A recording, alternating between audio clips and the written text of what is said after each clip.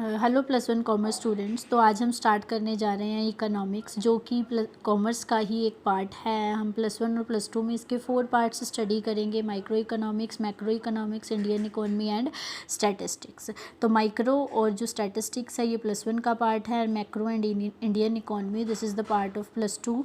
And first of all हम लोगों को सब्जेक्ट पढ़ने से पहले इकोनॉमिक्स का मीनिंग क्लियर होना चाहिए कि इकोनॉमिक्स है क्या। जनरली स्टूडेंट्स को मीनिंग ही क्लियर नहीं होता, काफ़ी टॉपिक्स क्लियर हो जाते हैं पर they are not clear with the meaning of economics. तो सब इकोनॉमिक्स है क्या? It is subject matter that studies economic problems. के किसको स्टडी कर रहा है? ये इकोनॉमिक प्रॉब्लम्स को। We can say it is related with the studying economic problems. Economic problem क्या है?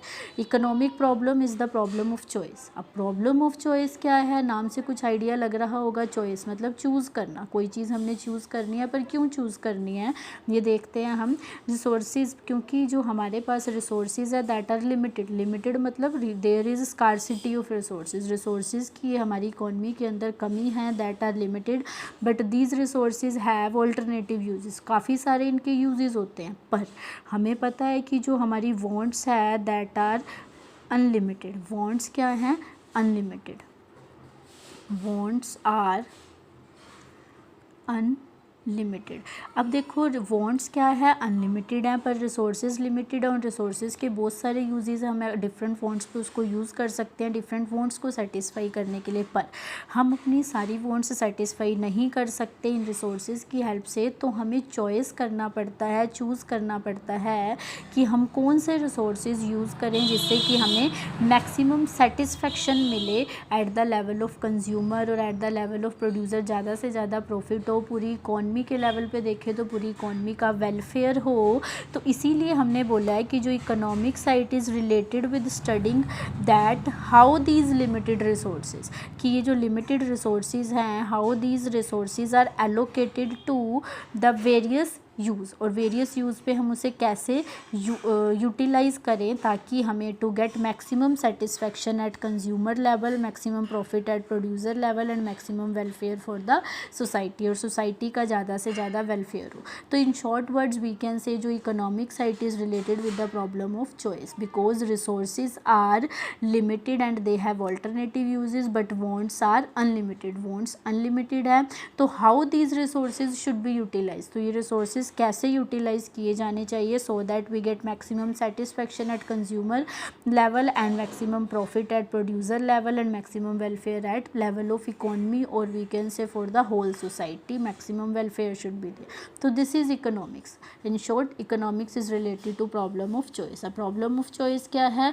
Because of scarcity of resources के स्कार्सिटी होने की वजह से चॉइस की प्रॉब्लम अराइज होती है। So let's start with the micro economics, जो कि हमारा +1 का ही एक पार्ट है। माइक्रो और मैक्रो को कुछ डिफ्रेंशिएट करते हैं, है क्या? देखो माइक्रो इकोनॉमिक्स में हमने क्या बोला कि इकोनॉमिक्स में हमने बोला कि इकोनॉमिक प्रॉब्लम्स को स्टडी करती है, पर जब these economic problems are studied at small level, छोटे लेवल पे ये इकोनॉमिक प्रॉब्लम्स जब स्टडी की जाती है तो इसे हम क्या बोलते हैं? Micro economics.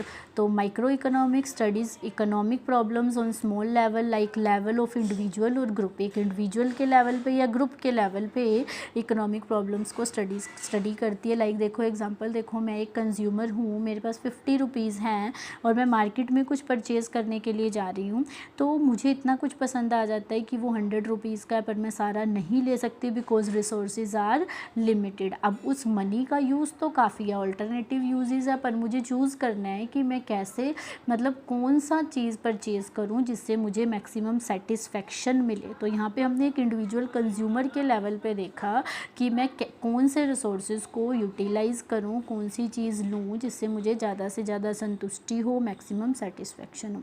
Similarly macro economics में ग्रुप पे को भी स्टडी, ग्रुप की प्रॉब्लम्स को भी स्टडी किया जाता है। लेकिन हम एक फर्म की बात करें तो दैट इज़ इंडिविजुअल, पर अगर group of firms like cloth industry की डिफरेंट फर्म्स हैं, वो देखें कि कॉटन को कैसे यूटिलाइज़ करें कि उन्हें ज़्यादा से ज़्यादा आउटपुट मिले, मैक्सिमम प्रॉफिट हो, जिस वजह से तो इंडस्ट्री के लेवल पे जब हम देखते हैं तो वो भी माइक्रो के अंदर ही आ जाता है।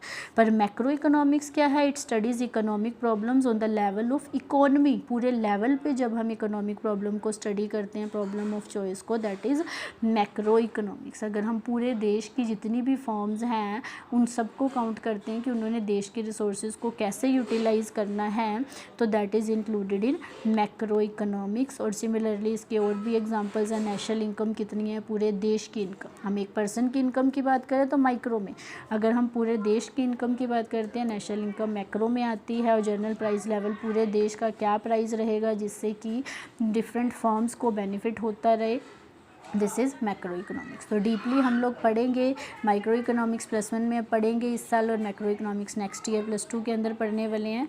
सो नेक्स्ट लेक्चर के अंदर हम देखते हैं इकोनॉमिक्स का टॉपिक स्टार्ट करते हैं डिमांड का। Thank you students.